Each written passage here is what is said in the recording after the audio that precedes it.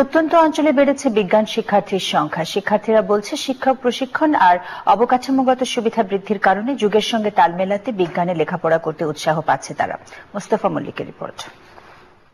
এক জরিপ অনুযায়ী এসএসসি পর্যায়ে 2011 সালে বিজ্ঞান বিভাগে শিক্ষার্থী ছিল 21.90%, যা ক্রমে বৃদ্ধি পেয়ে 2015 সালে 27% অতিক্রম করেছে। টাঙ্গাইল জেলার সখীপুরের বোয়ালি ডিগ্রি কলেজ 1993 সালে প্রতিষ্ঠিত এই কলেজে এমন এক সময় ছিল যখন বিজ্ঞানে শিক্ষার্থীর সংখ্যা ছিল 5 জনেরও কম। তবে ধীর গতিতে হলেও এই সংখ্যা বৃদ্ধি পাচ্ছে। 2015 ও 2016 সালে এই কলেজ থেকে এসএসসি পরীক্ষায় বিজ্ঞান বিভাগ থেকে অংশ নেয় 10 জন করে শিক্ষার্থী। চলতি বছর শিক্ষার্থী বেড়ে হয়েছে 25 জন। আর 2018 সালে এই কলেজ থেকে 37 জন শিক্ষার্থী দেবে এইচএসসি পরীক্ষা। আমাদের কলেজে বিজ্ঞান বিভাগটা টিকে রাখাই আমাদের জন্য খুব দুষ্কর হয়ে গিয়েছিল। এখন আমাদের কলেজে ভর্তি হচ্ছে, বিশেষ করে বিজ্ঞান ডে বাই ডে আমাদের প্রতি বছর কিন্তু আমাদের এই বিজ্ঞান বিভাগের ছাত্রছাত্রীর সংখ্যা বাড়তেছে। পাশেই বিএলএস চাষী উচ্চ বিদ্যালয় সবচেয়ে কম ছিল, মনে করেন 30 জন, 35 জন। কবে এটা? এটা 2 বছর না, 4-5 বছর আগে।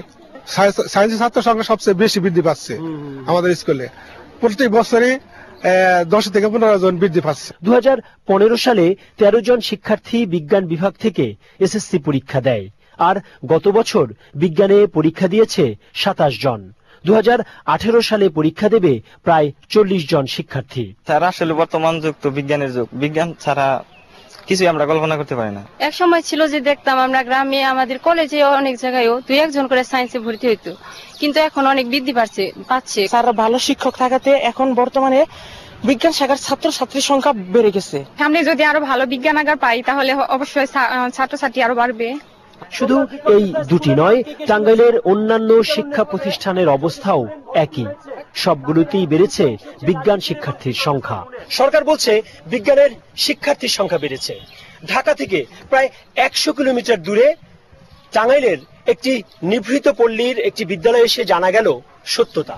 এখানে যারা শিক্ষক রয়েছেন তারা বলছেন বিজ্ঞানের শিক্ষার্থীর সংখ্যা বেড়েছে দ্বিগুণেরও বেশি। এটা কিন্তু সত্যিকার অর্থেই দেশের শিক্ষার চালচিত্রের জন্য একটি ভালো সংবাদ। টাঙ্গাইলের সখীপুরের বোয়ালিয়া গ্রামের বিএলএস চাষী উচ্চ বিদ্যালয় থেকে মোস্তফা মল্লিক, চ্যানেল আই। এবারে নিটল টাটা আন্তর্জাতিক সংবাদ।